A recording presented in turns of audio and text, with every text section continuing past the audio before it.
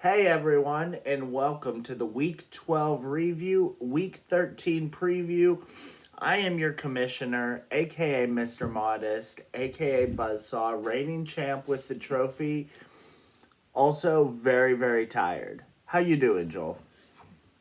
I'm doing okay. Doing okay. I've been better fantasy wise, but doing okay. Excellent. So first of all, I'd just like to say that I'm very excited about the Dwayne Wade statue that's now being put outside the stadium, and I think that it was a long time coming. And also, Pat Riley made me laugh so hard during the ceremony. He was telling Dwayne about the statue that was going to be put up, and he's like, "Yeah, we're going to make it 8 feet, so it's taller than Shaq's statue." And that's the greatest. That's, I mean, there's nothing more funny and like knowing your audience than that. It just shows like Pat Riley is one of the best basketball dudes on the planet. I suppose so, but that is fine. You suppose so. I, there look, was there was hate in that, and also on the week that Spo gets that big extension and they waited till after his divorce was finalized. Like, I love it. I just love the Heat organization. Sure, we don't win a ton. I mean, we won quite a bit over the last 2 decades, more than the Celtics, I believe, if I look that up. And I don't think that's true. over the last 20 years, since For the 1993. last years, man, you might have us in 20 years. Yeah. Jesus, 20 years is 2003, bro. The 2006 Heat Championship barely makes it in. Wow, that's wild. That is why. I don't know. I'm just saying. Heat organization, the best ever. Let's get into it. Week 12 recap. First one, number 12 at number 1. Mr. Modest takes care of business here. He gets the 10th win, first to 10 wins. All I can say about Kyle's team is okay. I didn't cycle. I had a bunch of injuries this week, and it didn't matter. I won. Yeah, this was exactly what we expected. For Kyle's team, Wembanyama has been unbelievable, but it's just not been enough. Scoot's been a decent disappointment, I would say. But your team did what it needed to do, even down a couple guys. Yeah, we take care of business. We win. That's about it. We added Vince Williams as well from Memphis. I just like to shout out myself for that ad. He's been pretty good. And I was all over it. I was just waiting, snatched him, happy with that one. We'll see how it goes, especially down the stretch here, but with Jaw out, it could be fun. It could be fun down the stretch. Smart is also out. So like I said, could be a good time. Next matchup, we have Neiman beating Joel. Joel, this one stings a little bit. Neiman moves to 7-5. You move to 8-4. You just hold on to that 3 seed, but one more slip up, and Neiman has the tiebreaker with you. Yeah, kind of, I think that of all my stars, Kyrie is the one that's playing right now. But he's the one who's keeping it together right now. Him and Hartenstein. I have injuries to Wagner, Zion, to Sharp. Siakam missed a game. Garland's still out, and Tyrese Halliburton's out. So my top 2 draft picks are out right now. It's pretty tough to miss game or to win games without your top 2 draft picks. I've won enough early in the season to set myself up. Good win from Neiman. Tough showing this week from my team. We'll bounce back. Yeah. Oh, also, I'd like to congratulate Mr. Modest. Is the first team to clinch the playoffs. Even if he loses the next 3, he's 10-5. That'll be enough to get in. Whatever the opposite is of congratulating you for that. Excellent. Well, I will be in the playoffs, so we'll see everyone there. If you get there, we'll see how it goes. But yeah, Neiman winning. This is definitely big for him as we move forward. Next matchup, we have Adam beating Steven. Now, last week I know I definitely was hesitant. It was tough for me to put Adam above or below Steven in rankings, but because Steven had the tiebreaker, Steven was the one that was put higher. We said we were going to pick Adam anyway. Adam ends up winning. It's just another thing that it's been really tough for Steven this season. Yeah, Steven's team is built young. He got off to that hot start, but it looks like some of these deeper teams are getting the better of him, like Adam right now. Yeah, Adam's team continues to perform. And in speaking of a team that continues to perform, Doug, number 8 at 6-5, beats Cody, also at 6-5, the number 6 team, to move to 7-5. Man, Doug, look out for Doug's team. I'm just gonna say it right now.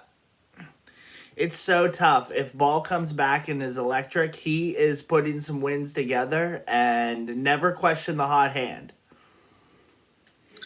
Yeah, I think Doug has a couple guys out though, right?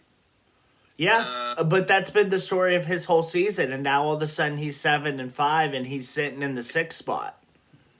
Yeah, that's true. He's been looking pretty sharp lately. We'll see where it leads, but Kobe White might be the pickup of the season, unfortunately. Yeah, definitely a bummer he sat on there.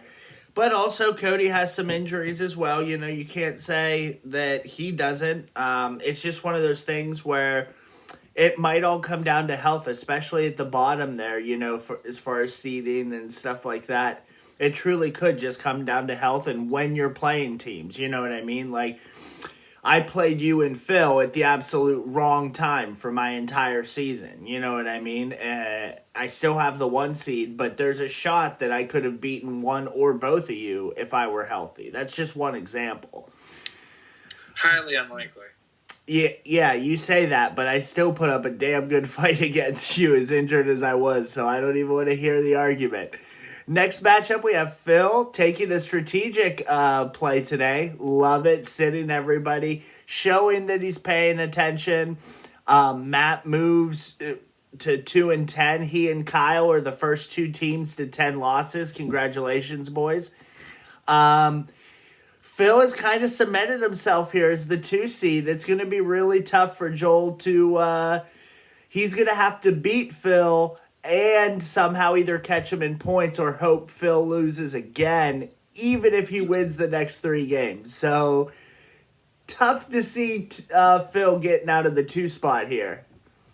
Yeah, definitely a bummer after last week's ass whooping, but definitely shout out for taking Matt out with the strategic play. Love seeing Matthew struggle after that one weird fan tracks year that he got us. I'm glad that things have evened out and we know it did not impact his platform. I don't think that Matt has been in the Final Four except for the year that he won the championship. I'm like 95% sure that he has never seen a Final Four except for the year he won the championship.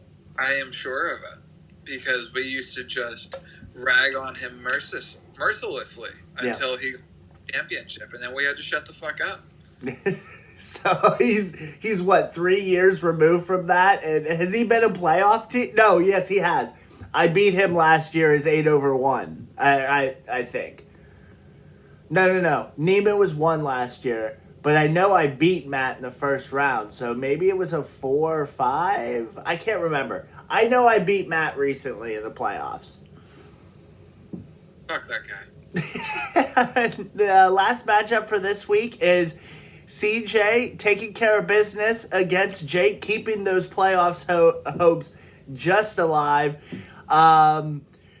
Shout out to CJ for winning. I know you guys had an epic trade this week. So congratulations. And speaking of trades, I believe, but I will check, we have the trade deadline is set for either Saturday or Sunday this week. If it is not, it is going to be set for either Saturday or Sunday this week. I plan to change it. I'll check it tomorrow. But for some reason, I feel like it's I know we normally do Thursdays as well, so I'll make an announcement, but it's coming. I mean, we're far enough along that it's definitely coming. It makes things interesting. There's usually one or two deals at the end there, right at the deadline. Yeah, but here there could be a couple teams believing in their chances, and maybe we see a little bit more this year. I guess we'll have to wait and see.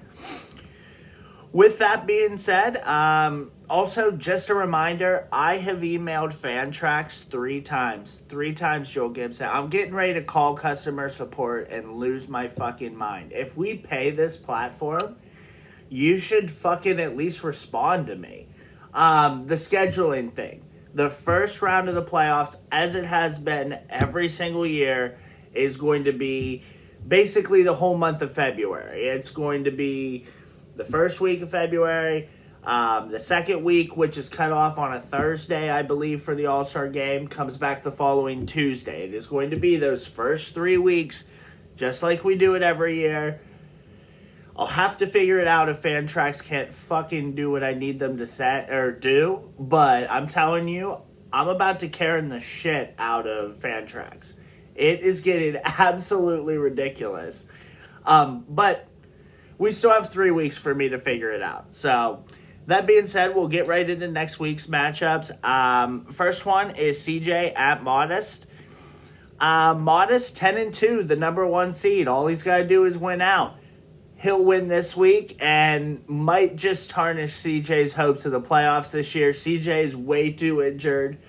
And my team is kind of feeling itself a little bit right now. Yeah, I'm predicting you're going to come out of this. CJ's a little bit beat up.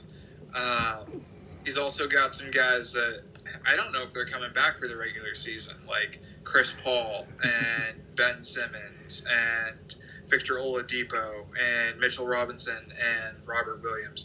And that's a lot of guys to harbor that might not play this year. Correct. So if that's totally fine, if that's his plan, he's at the 9 spot right now. He's 5-7. The number 8 is technically at 6-6 right now. He is only 1 game out of the playoffs. But he has no free agent money either. So he's out? Oh, he's out. 0 free agent money.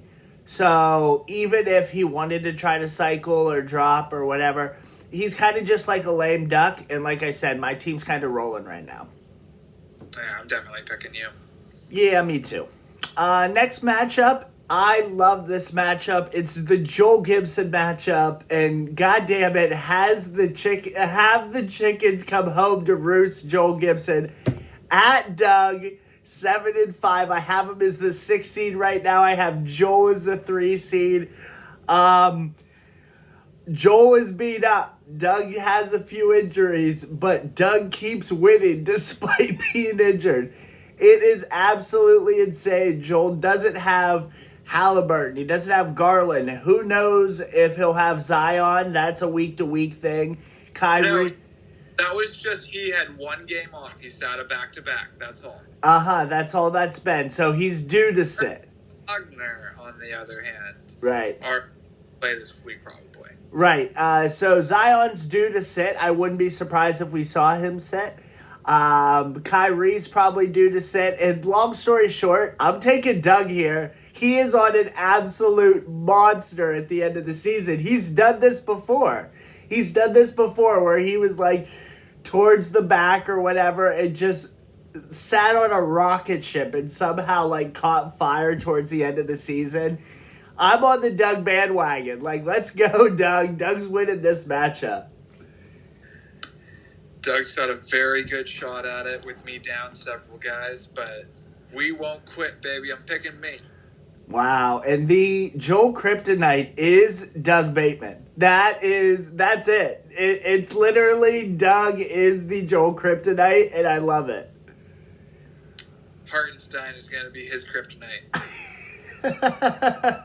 Next matchup, we have Phil at Cody. So I have Cody ranked 8 here. He's 6-6. And while we were talking about it earlier, CJ being 5-7, a loss here and maybe a CJ upset or something like that could make things really weird in the 7 through 9 area. I think that Phil takes care of business here. He's clearly paying attention. We might even start seeing Phil dabble in some wire adage towards the end of the season here, gearing up for the playoffs. But I think Phil gets his 10th win this week. I think so as well. He's been just rolling. And unfortunately for Cody, Evan Mobley and Mark Williams and Jakob Pertl are probably all not playing this week. Yeah, it's a bummer for Cody for sure. He does have that home court advantage, and maybe Phil sets an illegal roster, sits people, AD sits randomly. I don't know. There'd have to be a lot to happen for me to like Cody's chances, so I'll stay with Phil. Next matchup, we have Neiman, the number 4 team at 7-5 at Matt. Neiman just coming off a win against Joel. Matt, just is not there this season. I think Neiman wins this matchup. I think Neiman wins this matchup, and also keep in mind a win here plus a Joel loss could put Neiman in the 3 seed. It is going to be wild this week. I love it. I'm taking Neiman. I'm taking Neiman as well. Matt has sucked all year. Morant's back out, so Neiman's going to be too much of a handful while he's got Sabonis and Embiid carrying that team. Yep, absolutely. Next matchup, we have Jake at Steven. Steven, I have at 7 now. He's at 6-6. He's just above Cody and CJ. Now, Jake at 3-9. I'm convinced Jake is tanking. So I'm going to pick Steven here. And boy, Steven's got to love that he plays Jake this week. Yeah. This is a good week to play Jake for Steven. Steven needs the win. He's going to get the win. Right. And then last matchup is Kyle, 2-10 at Adam, 7-5. I have him at the 5 spot. If Doug beats you this week, he and Adam, again, will be in that spot. We're going to have to start. There's a possibility. There are 3 teams that are 7-5. Adam, Neiman, and Doug. There's a possibility that all 3 of those teams win. And if they do, adding Joel in, there will be a 4-way tie for 3 through 7 next week. So, yikes. No, 3 through 6. I apologize. 3, 4, 5, 6. Yes, 3 through 6. That being said, I'm going to take Adam here. Kyle was on the wire this week randomly. I'm still not sure what he's doing, but as I always say with Kyle, okay, Adam wins this matchup. Adam is also going. Yeah, I also agree. Adam is going to win this matchup. Giannis threw up another triple-double tonight. De'Aaron Fox is amazing. He's going to get it done. Yep. Last thought for you, Joel, and this is a real question. Does it scare you that if you lose the next 2 out of 3, you could find yourself in a 6 or 7 spot going into the playoffs? No, because you know what's really fucking dangerous? What's that? Me. Anywhere in the playoffs. That was a pretty good answer, but I'll stick with my 1 seed if it's all the same for you. Yeah, you stay up there where it's nice and tidy. We're going to rip you apart. I'm looking forward to it. All right, guys.